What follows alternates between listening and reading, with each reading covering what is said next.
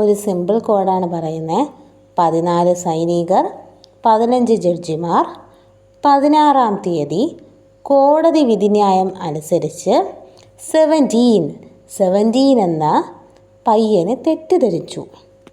18-ാമത് ഒരു യാദൃശിക സംഭവമാണ് ഉണ്ടായത്. 19-ാം നമ്പർ റൂമിൽ തീ പിടിച്ചു. കാരണക്കാരാരാ? 20, 21, 22, 23, 24 റൂമിലെ ആൾക്കാരാണ്. അപ്പോൾ 20-ാം നമ്പർ റൂമിലെ 7 വയസ്സിന് താഴെയുള്ള ആൾ, 21-ാം നമ്പർ റൂമിലെ 7-നും 12-നും ഇടയിലെ ആൾ, 22-ലെ ചിത്തഭ്രമം ബാധിച്ച ആൾ, 23-ൽ നിർബന്ധിച്ച് ലഹരിക്ക് അടിമപ്പെടുത്തിയ ഒരാളും, 24-ൽ തൻ്റെ അറിവോടുകൂടി ലഹരി ഉപയോഗിച്ച ഒരാളുമാണ്. അപ്പോൾ ഇന്ന് നമ്മൾ നോക്കാൻ പോകുന്നത് BNSലെ സെക്ഷൻ 14 മുതൽ 24 വരെയുള്ള സെക്ഷനുകളാണ് നോക്കുന്നത്. അപ്പോൾ ഞാൻ അതിനിട്ടിരിക്കുന്ന കോഡുകളാണ് ഇത്. 14 സൈനികർ, 15 ജഡ്ജിമാർ. 16-ാം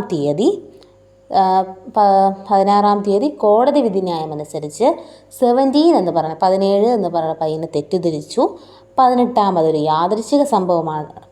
തീയതി ഒരു യാദൃശ്ചിക സംഭവമാണ് ഉണ്ടായത്. 19-ാം നമ്പർ റൂം തീ പിടിച്ചു.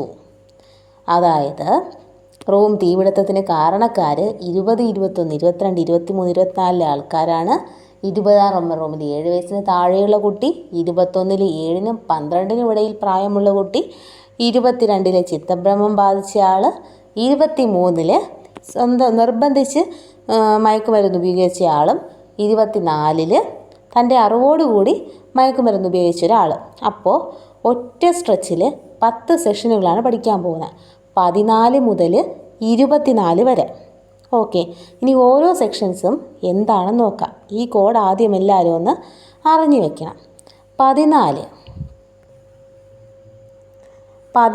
പറയുന്നത്, ചാപ്റ്റർ 3-ലെ സെക്ഷൻ 14-ൽ പറയുന്നത്, ഒരാൾ നിയമത്താൽ ചെയ്യാൻ ബാധ്യസ്ഥനാകുന്ന കാര്യങ്ങളൊന്നും നിയമപ്രകാരം കുറ്റകരമല്ലെന്നാണ് പറയുന്നത്.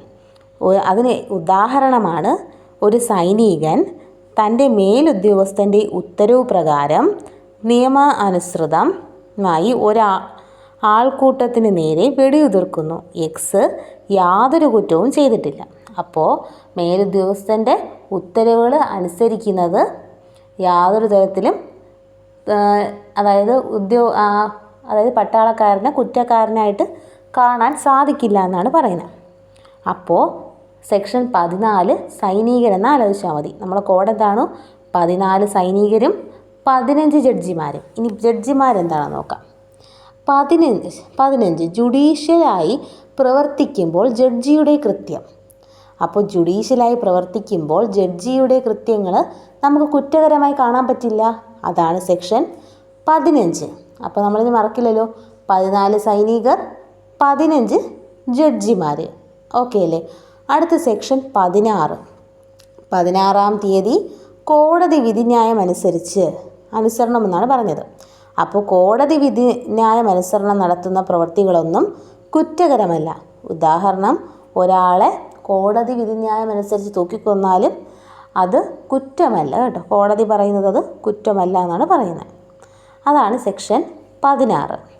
അടുത്ത് പറയുന്നു സെക്ഷൻ 17. 16-ാം തീയതി കോടതി വിധിന്യായം അനുസരിച്ച് ഞാൻ പറഞ്ഞു 17 എന്ന് പറയുന്ന പയ്യനെ തെറ്റിദ്ധരിച്ചു. 17, അതായത് ഇതിൽ നമുക്ക് സമ്മറിയായിട്ട് മനസ്സിലാക്കാൻ കണ്ടൻറ്റ് എന്താണെന്ന് പറയുകയാണെങ്കിൽ, ഇപ്പോൾ ഒരാൾ, നമുക്ക് എക്സാമ്പിൾ തന്നെ നോക്കാം, നിങ്ങൾക്ക് മനസ്സിലാവുന്ന രീതിയിൽ പറയാം. ഇപ്പോൾ ഒരാൾ എക്സ് എന്ന് പറയുന്ന ഒരാളെ കൊല്ലുന്നതായിട്ട്, ഒരാളെ കൊല്ലാൻ ശ്രമിക്കുന്നു എന്ന് വേറൊരാൾ ഒയ് എന്ന് പറയുന്ന ആൾ കണ്ടിട്ട് പരാതി പറഞ്ഞു. യഥാർത്ഥത്തിൽ എക്സ് എന്ന് പറയുന്ന ആൾ ഇയാളെ രക്ഷിക്കാൻ വേണ്ടിയിട്ട് ആണ് ശ്രമിച്ചുകൊണ്ടിരുന്നത്. പക്ഷേ ഇവർ തെറ്റിദ്ധരിച്ചു. അപ്പോൾ തെറ്റിദ്ധരിച്ചിട്ട് ഈ ഒയ് പരാതി കൊടുത്താലും ഒയ്ക്കെതിരെ കേസെടുക്കില്ല. ഒയ് എന്ന് പറഞ്ഞാൽ ഒരു ഉത്തമ വിശ്വാസപൂർവ്വമാണ് കോടതിയോട് പറഞ്ഞത് എക്സ് കൊല്ലാൻ ശ്രമിച്ചു എന്ന്. അപ്പോൾ ഇവിടെ എക്സും കുറ്റക്കാരല്ല, ഒയ്യും കുറ്റക്കാരല്ല. ഇവിടെ ഉത്തമ വിശ്വാസപൂർവ്വമാണ് രണ്ടുപേരും പ്രവർത്തിച്ചത്. അപ്പോൾ സെക്ഷൻ 17 എന്ന് പറഞ്ഞാൽ തെറ്റിദ്ധാരണയെക്കുറിച്ചാണ് പറയുന്നത്. ഇനി ഇതിലുള്ള സെൻറ്റൻസ് നമുക്ക് നോക്കാം.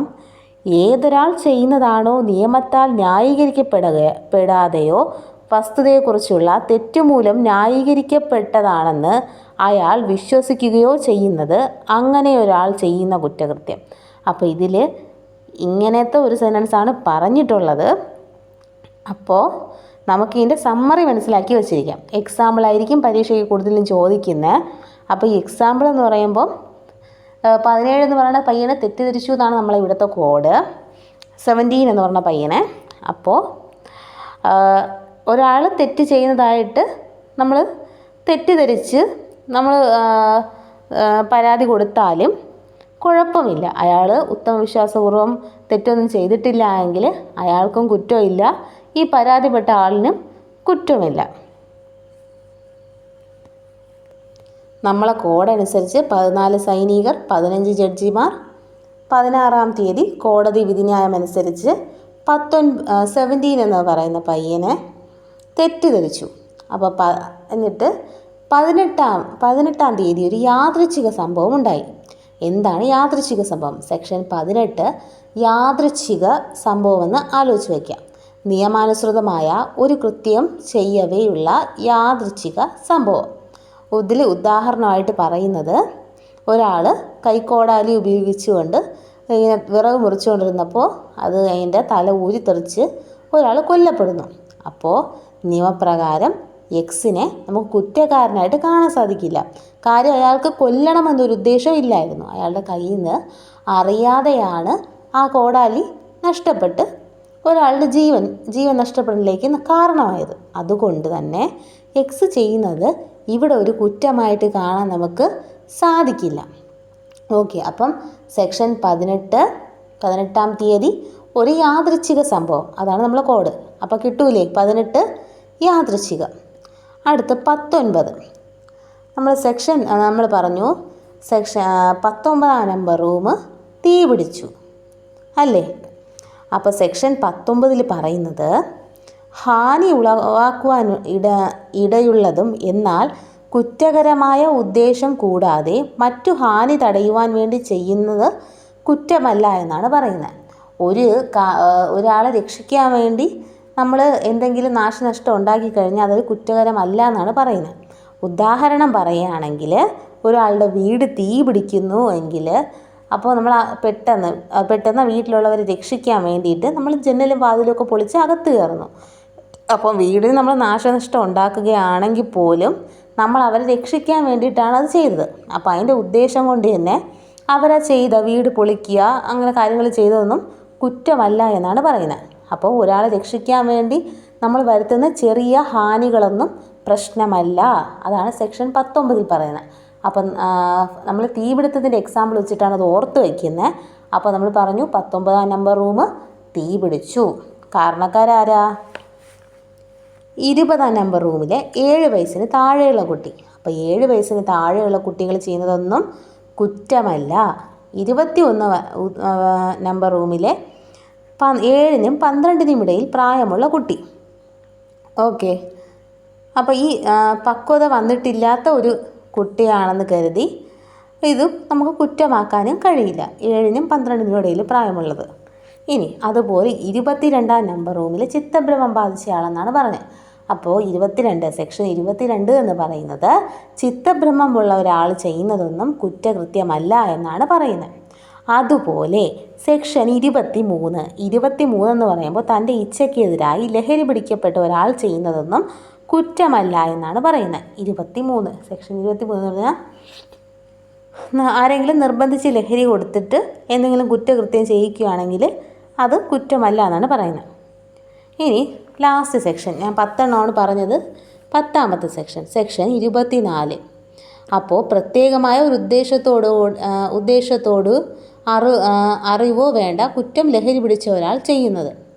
അപ്പോൾ ഒരാൾ ലഹരി പിടിച്ചിട്ട് എന്ത് കുറ്റം ചെയ്താലും അയാളുടെ അറിവോടുകൂടിയാണ് ലഹരി കഴിക്കുന്നതെങ്കിൽ അയാൾ അറിവോടുകൂടി ആ കുറ്റം ചെയ്യുമ്പോൾ എന്ത് ശിക്ഷയാണോ കിട്ടുന്നത് ആ ശിക്ഷ തന്നെ കിട്ടും.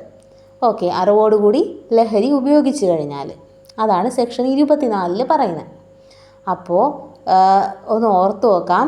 ഞാൻ പറഞ്ഞ കോഡ് ഇപ്പോഴും ഓർമ്മയുണ്ടോ നിങ്ങൾക്ക്? സെക്ഷൻ 14, എക്സാമ്പിൾ പറയാം. 14 സൈനികർ, 15 ജഡ്ജിമാർ, 16-ാം തീയതി കോടതി വിധിന്യായം അനുസരിച്ച് 17-ാം നമ്പർ 17 എന്ന് പറയുന്ന പയ്യനെ തെറ്റിദ്ധരിച്ചു. 18-ാമത് യാദൃച്ഛികമായൊരു സംഭവം ഉണ്ടായി 18-ാം തീയതി. 17-ാം നമ്പർ റൂം തീ പിടിച്ചു. 20, 21, 22, 23, 24 ആൾക്കാരാണ് കുറ്റക്കാർ. 20-ാം നമ്പർ റൂമിൽ 7 വയസ്സിന് താഴെ, 21 7-നും 12-നും ഇടയിൽ, 22 ചിത്തഭ്രമം ബാധിച്ചയാൾ, 23 സ്വന്തം ഇഷ്ടത്തോടെ ലഹരി ഉപയോഗിച്ച് ഇഷ്ടമില്ലാതെ ഇച്ഛയ്ക്ക് വിരുദ്ധമായി ലഹരി ഉപയോഗിച്ച ആളും, 24 ലഹരി അറിവോടുകൂടി ഉപയോഗിച്ച ഒരാളുമാണ്. അപ്പോൾ ഇത് വെച്ചിട്ട് നമുക്ക് കിട്ടുമല്ലോ.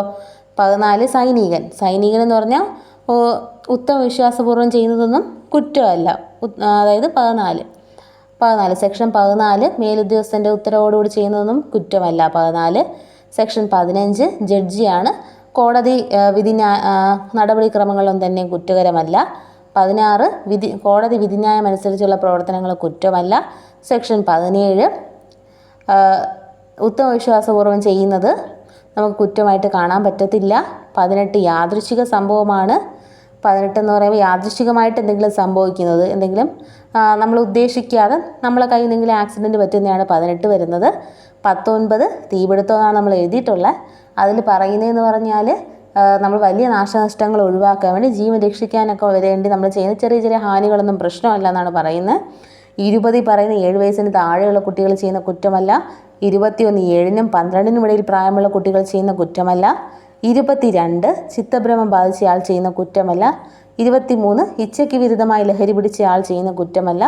24 അറിവോടുകൂടി ലഹരി ഉപയോഗിക്കുന്ന ആൾ ചെയ്യുന്നത് കുറ്റമാണ്. അയാൾ ബോധത്തോടെ ചെയ്യുമ്പോൾ എന്ത് ശിക്ഷയാണോ കിട്ടുന്നത് ആ ശിക്ഷ തന്നെ കിട്ടും.